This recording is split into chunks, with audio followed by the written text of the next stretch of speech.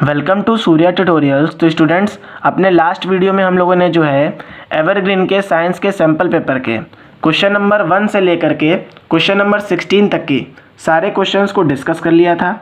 इस वीडियो में हम लोग जो है क्वेश्चन नंबर 17 से लेकर के क्वेश्चन नंबर 20 तक की सारे क्वेश्चंस को सॉल्व करेंगे, जो कि हमारे केस स्टडी टाइप क्वेश्चंस होंगे।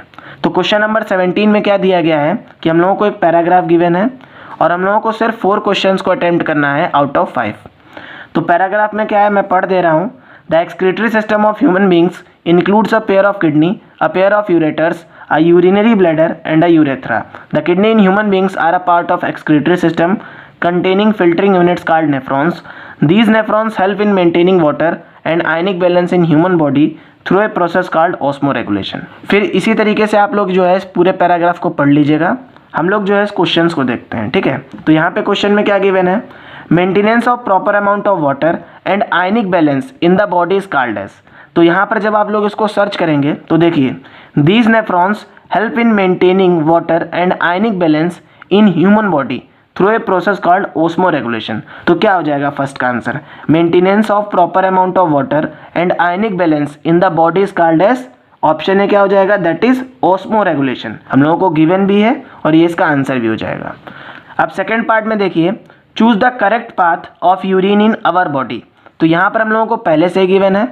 सबसे पहले क्या होती हैं, किडनीज होती हैं, फिर यूरेटर होते हैं, देन यूरिनरी ब्लैडर होता है एंड देन यूरेथ्रा होता है। तो इसका करेक्ट आंसर क्या हो जाएगा, सबसे पहले किडनी हो जाएंगी, देन क्या हो जाएगा, यूरेटर हो जाएगा, फिर क्या होगा, यूरिनरी ब्लैडर होगा एंड देन यूरेथ्रा होगा। तो इसका करेक्ट आंसर क्या हो जाएगा, दैट इज ऑप्शन सी।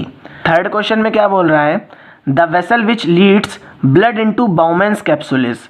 अब यहाँ पर आप लोग देखिए, the vessel which enters the Bowman's capsule is the efferent arteriole. अब बाउमेंस कैप्सूल में कौन सी वेसल एंटर करती है, दैट इज एफरेंट एट्रियोल। तो इसका करेक्ट आंसर क्या हो जाएगा, that is option A. Fourth part में क्या बोल रहा है, excretory system of human beings include. अब ह्यूमन बींग का जो एक्सक्रीटरी सिस्टम होता है उसके अंदर क्या क्या प्रेजेंट होता है। ऑप्शन ए में क्या बोल रहा है, a pair of kidneys, option B में बोल रहा है a pair of ureters, option C में बोल रहा है a urinary bladder and a urethra and option D में बोल रहा है all of the above.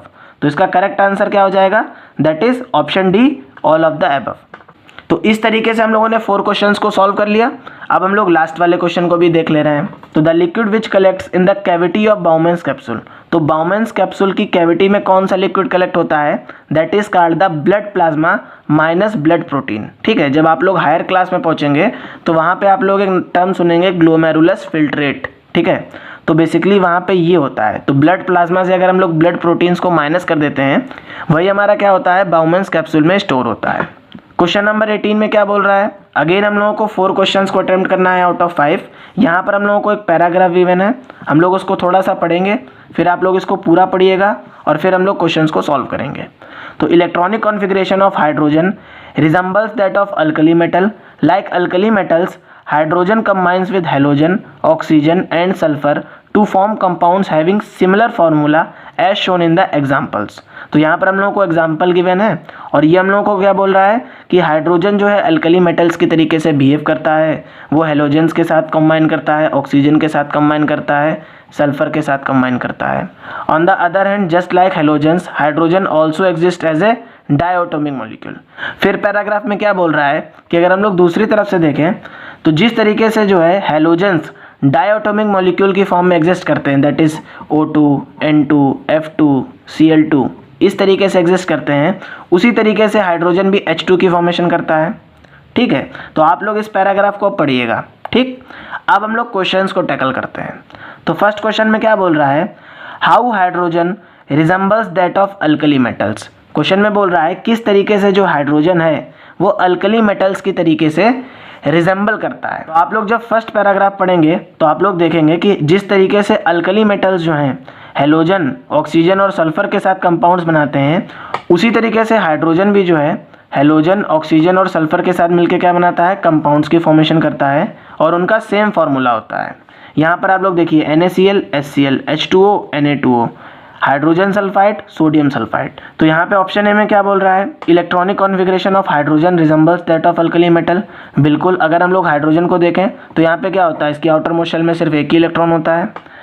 Second option देखें, like alkali metals hydrogen combines with halogen, तो हाइड्रोजन हेलोजन्स के साथ कंबाइन करता है।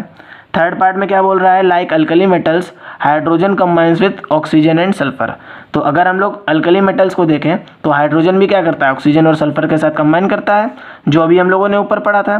तो इसका करेक्ट आंसर क्या हो जाएगा, that is option D, all of the above. अब सेकेंड पार्ट में क्या बोल रहा है, how hydrogen resembles with halogen, तो हाइड्रोजन जो है किस तरीके से हेलोजन की तरीके से बिहेव करता है, हमको ये बताना है। तो आप लोग जब इस लाइन को पढ़ेंगे तो आप लोगों को समझ में आ जाएगा। Just like halogen, hydrogen also exist in diatomic molecule, it combines with metals and non metals to form covalent compounds. तो यहाँ पर आप लोग देखिए, पार्ट ए में बोल रहा है like halogen, hydrogen also exist as diatomic molecule, तो हमारी करेक्ट स्टेटमेंट है। सेकेंड पार्ट में क्या बोल रहा है, like halogen hydrogen combine with metal to form metal hydride. आप लोगों को याद है हाइड्रोजन क्या करता है, मेटल के साथ क्या करता है, रिएक्ट करके क्या बनाता है, मेटल हाइड्राइड बनाता है। ये भी हमारी स्टेटमेंट सही है। अब थर्ड स्टेटमेंट में क्या बोल रहा है, just like halogen hydrogen combine with non metals to form covalent compound.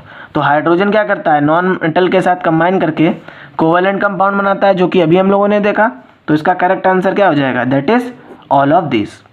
Third part में क्या बोल रहा है, which of the following compound is not form by sodium, तो इन चारों में से कौन सा कंपाउंड सोडियम नहीं बनाता है। तो इसका करेक्ट आंसर क्या हो जाएगा, that is option D, NaHe, ये फॉर्मेशन नहीं होती है।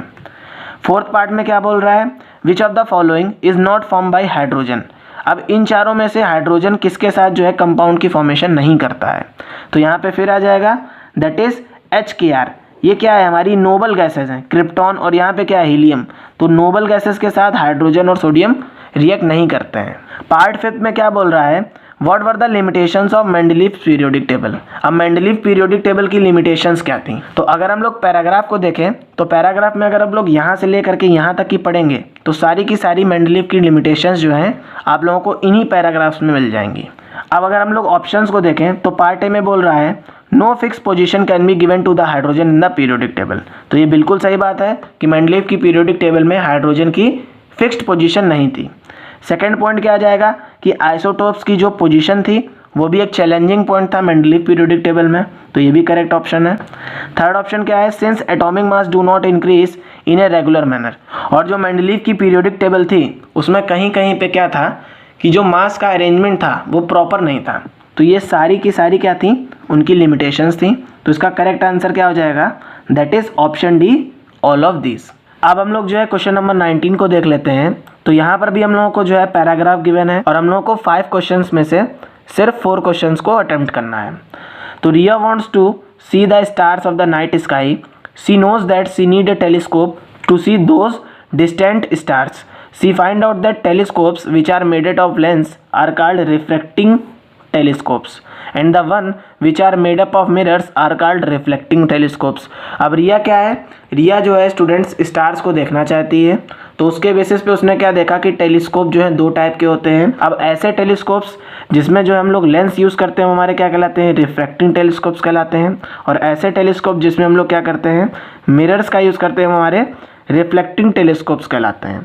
तो यहाँ पर फिर आप लोग जो है पूरा जो है पैराग्राफ पढ़िएगा। हम लोग जो है क्वेश्चंस को देखते हैं, ठीक है। तो पहले क्वेश्चन में क्या बोल रहा है, based on the diagram shown what kind of mirrors would Riya need to make the telescope. अब अगर हम लोग इस फिगर को देखें, यहाँ पर हम लोगों को चेक करने की कोई ज़रूरत नहीं है। क्वेश्चन में बोल रहा है फिगर को देखिए। तो फिगर में यहाँ पर हम लोगों को क्या दिख रहा है, कनकेव मिरर दिख रहा है, तो ये कॉनकेव मिरर हो गया। और यहाँ पर हम लोगों को क्या दिख रहा है, एक प्लेन मिरर दिख रहा है। तो इसका करेक्ट आंसर क्या हो जाएगा, इसका करेक्ट आंसर हो जाएगा option C, concave mirror and a plane mirror. Second part में क्या बोल रहा है, if the size of the mirror M1 and M4 are in the ratio of 4:1, so what would be the ratio of their light gathering power. तो question में बोल रहा है कि हम लोगों को 2 मिरर हैं M1 और M4 दे दिए गए हैं, जिनका साइज का रेशियो क्या है, 4:1 है।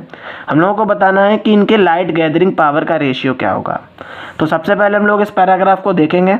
तो यहाँ पर आप लोगों को दिख जाएगा कि M1, M2, M3 and M4 जो है हमारे मिरर हैं, जिसमें M1 जो है सबसे छोटी फोकल लेंथ का है और M4 जो है सबसे लार्जेस्ट फोकल लेंथ का है।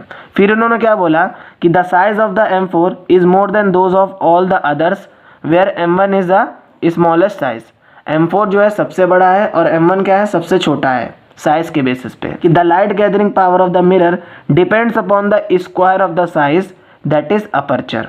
जो लाइट गैदरिंग पावर है वो किसके ऊपर डिपेंड कर रही है, साइज के स्क्वायर के ऊपर डिपेंड कर रही है। और हम लोगों को लाइट गैदरिंग पावर ही निकालनी है और हम लोगों को मिरर के साइज तो पहले से ही गिवन है, उनका रेशियो गिवन है कि नहीं गिवन है, तो हम लोग लाइट गैदरिंग पावर भी निकाल सकते हैं। तो हम लोग इसको किस तरीके से सॉल्व करेंगे कि यहाँ पे हम लोगों को साइज दे दिया गया है मिरर का M1 और M4 का, ये 4:1 में है और हम लोगों को गिवन है कि लाइट गैदरिंग पावर जो होती है ये डायरेक्टली प्रोपोर्शनल होती है square of the size of the mirror that is aperture. तो यहाँ से क्या हो जाएगा, light gathering power of M1 divided by light gathering power of M4 is directly proportional to size of mirror M1 upon size of mirror M4 का square, यही हम लोगों को गिवन है। और रेशियो हम लोगों को इसका पता है 4:1 था, तो यहाँ क्या हो जाएगा 16:1 रेशियो आ जाएगा कि नहीं आ जाएगा। तो इसका करेक्ट आंसर क्या हो जाएगा, दैट इज ऑप्शन ए 16:1। अब हम लोग थर्ड पार्ट को देखते हैं। तो थर्ड पार्ट में क्या बोल रहा है, what is the formula for magnification obtained with a mirror. तो हम लोगों को मिरर के मैग्निफिकेशन का फॉर्मूला बताना है। तो m इक्वल्स टू क्या होता है, height of the image upon height of the object. तो इसका करेक्ट आंसर क्या हो जाएगा, that is option A ratio of height of the image to the height of the object. तो हमारा करेक्ट आंसर हो जाएगा। अब फोर्थ पार्ट में क्या बोल रहा है, Riya did some preliminary experiment with the mirrors and found out when the object is placed at a distance of 10 cm from the concave mirror M2, if in her experiment with M2 she found a real image at 10 cm from the mirror, what is the focal length of the mirror। तो यहाँ पर हम लोगों को 4 option दे दिए गए हैं। अब हम लोग जो है स्टूडेंट्स इसको सॉल्व कर लेते हैं। तो हम लोगों को एक कॉन्केव मिरर गिवन है जो कि उसने यूज़ किया है। तो ये कॉन्केव मिरर कहाँ पे है, अब इसके में जो ऑब्जेक्ट है हमारा, इसमें हमारे ऑब्जेक्ट की डिस्टेंस कितनी है 10 सेंटीमीटर है और इसकी जो इमेज की फॉर्मेशन हो रही है वो भी 10 सेंटीमीटर पे फॉर्म हो रही है। तो हमारा ऑब्जेक्ट कहाँ पे रखा होगा, सेंटर ऑफ कर्वेचर पे रखा होगा। तो सेंटर ऑफ कर्वेचर पे हमारा जब ऑब्जेक्ट रखा होगा तभी तो इसकी इमेज की फॉर्मेशन कहाँ पे होगी, सेंटर ऑफ कर्वेचर पे ही होगी। ठीक है, तो यहाँ पे क्या हो जाएगा, यू हम लोगों को कितना हो जाएगा -10 सेंटीमीटर हो जाएगा और वी भी हमारा क्या हो जाएगा -10 सेंटीमीटर हो जाएगा। हम लोगों को फोकल लेंथ फाइंड करनी तो एफ फाइंड करना है। मिरर फार्मूला हम लोगों को पता है, हम लोग मिरर फार्मूला का यूज़ करेंगे। तो हमारा क्या आ जाएगा 1/f equals to 1/u plus 1/v। तो 1/f इक्वल्स टू क्या आ जाएगा -1/10 -1/10 दैट इज इक्वल्स टू क्या हो जाएगा 1/f इक्वल्स टू -2/10। तो हमारा क्या आ जाएगा 2 5 10। तो f की वैल्यू अगर हम लोग सॉल्व करेंगे तो हमारे पास कितनी आ जाएगी -5 सेंटीमीटर, जिसको हम लोग क्या लिख सकते हैं f इक्वल्स टू 5 सेंटीमीटर, जो कि हमारे साइन कन्वेंशन के बेसिस पे होगा और left hand side of the mirror होगा। तो यहाँ पे हमारी क्या रही होगी, फोकल लेंथ रही होगी। तो अगर हम लोग यहाँ से देखें तो इसका करेक्ट आंसर क्या हो जाएगा, that is option D 5 centimetre. अब फिफ्थ पार्ट में क्या बोल रहा है students, Riya should use which mirror as the objective of the telescope. तो रिया ने कौन से मिरर को टेलीस्कोप के ऑब्जेक्टिव के लिए यूज़ किया होगा। तो यहाँ पर आप लोग देखिए, आप लोग इस पैराग्राफ को जब पढ़ेंगे तो आप लोगों को समझ में आ जाएगा। A larger mirror is able to gather even faint light from the far off the stars. तो she find that mirror do not suffer from any defects. तो उसने ये बोला है कि जितना ज़्यादा अपर्चर होगा उतना ही ज़्यादा लाइट गैदर होगी। तो इसकी वजह से क्या होगा, अगर आप लोग कॉमन सेंस लगाएंगे तो रिया कौन सा मिरर यूज़ करेगी, वो M4 मिरर को यूज़ करेगी, क्योंकि इसकी फोकल लेंथ सबसे ज़्यादा है और इसका जो अपर्चर है ये भी सबसे ज़्यादा है। तो ये सबसे ज़्यादा लाइट को क्या करेगा, गैदर करेगा। अब हमारा नेक्स्ट क्वेश्चन क्या है, दैट इज़ क्वेश्चन नंबर 20। तो यहाँ पर भी हम लोगों को जो है 5 क्वेश्चन में से 4 क्वेश्चंस के आंसर्स को अटेम्प्ट करना है। तो हम लोग इस पैराग्राफ को थोड़ा सा पढ़ेंगे और फिर जो है सारे के सारे क्वेश्चंस को अटेम्प्ट करेंगे। तो we are familiar with the fact that a compass needle get deflected when brought near a bar magnet. A compass needle is in fact a small bar magnet. तो यहाँ से हम लोगों को क्या समझ में आ गया है स्टूडेंट्स, कि ये जो पूरा का पूरा पैराग्राफ है ये हमारा जो है मैग्नेटिक इफेक्ट ऑफ करंट के ऊपर बेस्ड है। तो हम लोग सबसे पहले इसके क्वेश्चंस को देख लेते हैं। तो यहाँ पर मैं आप लोगों को एक बहुत इंपॉर्टेंट पॉइंट बताना चाहता हूँ कि जब भी आप लोग जो है केस स्टडी क्वेश्चंस को सॉल्व करें तो एक बार क्वेश्चंस को देख लें, उनका पैटर्न देख लें, मे बी जो है आप लोग डायरेक्टली उसको सॉल्व कर सकते हो। तो यहाँ पर आप लोग जब देखेंगे फर्स्ट पार्ट में क्या बोल रहा है, अ मैग्नेट हैज़ 1 पोल 2 पोल 3 पोल और नो पोल। तो हम लोगों को सभी को पता है कि मैग्नेट में 2 पोल होते हैं, नॉर्थ पोल और साउथ पोल। तो ऑप्शन बी करेक्ट हो जाएगा। बिना पैराग्राफ देखे हम लोग जो है क्वेश्चंस को अटेम्प्ट कर ले रहे हैं। सेकंड में क्या बोल रहा है, लाइक पोल्स। अब जो लाइक पोल्स होते हैं जैसे कि नॉर्थ पोल और नॉर्थ पोल क्या करेगा, ये एक दूसरे के साथ क्या करेगा, रिपल करेगा। साउथ पोल और साउथ पोल क्या करेगा, एक दूसरे के साथ रिपल करेगा कि नहीं करेगा। तो like poles repel each other, तो इसका करेक्ट आंसर क्या हो जाएगा, that is option C.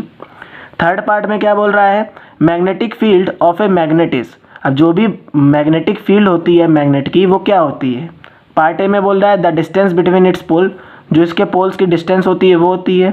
Part B में बोल रहा है the length of the magnet, जो लेंथ होती है मैग्नेट की वो होती है। पार्ट सी में बोल रहा है the region around where the magnet where its force can be felt. तो मैग्नेटिक फील्ड क्या होती है, एक ऐसा रीजन होता है जिसमें हम लोग क्या करते हैं, मैग्नेटिक फोर्स को क्या करते हैं, महसूस कर सकते हैं। तो इसका करेक्ट आंसर क्या हो जाएगा, that is option C. Fourth part में क्या बोल रहा है, two magnetic lines of force do not cross because. अब दो मैग्नेटिक लाइंस जो होती हैं फोर्स की वो एक दूसरे को क्रॉस क्यों नहीं करते हैं, क्योंकि हम लोगों को पता है कि जो हमारी मैग्नेटिक लाइंस होती हैं ये क्या बताती हैं, डायरेक्शन बताती हैं ना। अब अगर ये क्रॉस करेंगी तो जिस पॉइंट पे क्रॉस करेंगी तो यहाँ से दो डायरेक्शन हो जाएंगे, और क्योंकि क्या है, जो हमारी फोर्स होती है ये एक वेक्टर क्वांटिटी है, तो एक पॉइंट पे दो डायरेक्शन पॉसिबल नहीं हो सकते हैं ना। इसी वजह से क्या होता है कि जो हमारी मैग्नेटिक लाइंस होती हैं ये कभी भी क्रॉस नहीं करती हैं, क्योंकि there will be two directions of magnetic force at a same point. तो इसका करेक्ट आंसर क्या हो जाएगा, दैट इज ऑप्शन ए। अब नेक्स्ट पार्ट में क्या बोल रहा है, magnetic field lines are closer where. अब ये जो मैग्नेटिक फील्ड लाइंस होती हैं ये कहाँ पे क्लोजर होती हैं। तो यहाँ पर अगर आप लोग ऑप्शंस को देखें तो ऑप्शन ए में बोल रहा है magnetic field is weak, option B में बोल रहा है magnetic field is strong, option C में बोल रहा है magnetic field has intermediate value, and option D में बोल रहा है नन ऑफ दिस। तो इसका करेक्ट आंसर क्या हो जाएगा, that is option B, magnetic field is strong. जहाँ पे हमारी मैग्नेटिक फील्ड स्ट्रॉन्ग होती है वहीं पे हमारी जो मैग्नेटिक लाइंस ऑफ फोर्स होती हैं ये बहुत ज़्यादा क्लोज हो जाती हैं। तो इस तरीके से हम लोगों ने जो है क्वेश्चन नंबर 17 से लेकर के क्वेश्चन नंबर 20 तक की सारे क्वेश्चंस को डिस्कस कर लिया, जो कि आपके केस स्टडी टाइप क्वेश्चंस थे। अपने नेक्स्ट वीडियो में हम लोग जो है सेक्शन बी को डिस्कस करेंगे अच्छे तरीके से। अगर आप लोगों को ये वीडियो अच्छा लगा हो तो प्लीज़ चैनल को सब्सक्राइब करिएगा, वीडियो को शेयर करिएगा अपने फ्रेंड्स के साथ, और साथ ही साथ जो है लाइक करिएगा। डिस्क्रिप्शन में मैं अपने टेलीग्राम चैनल की लिंक आप लोगों को शेयर कर दूंगा, वहाँ पे मैं जो है पूरे सैम्पल पेपर की सोल्यूशन अपलोड कर चुका हूँ, वहाँ से आप लोग इसको डाउनलोड कर सकते हैं।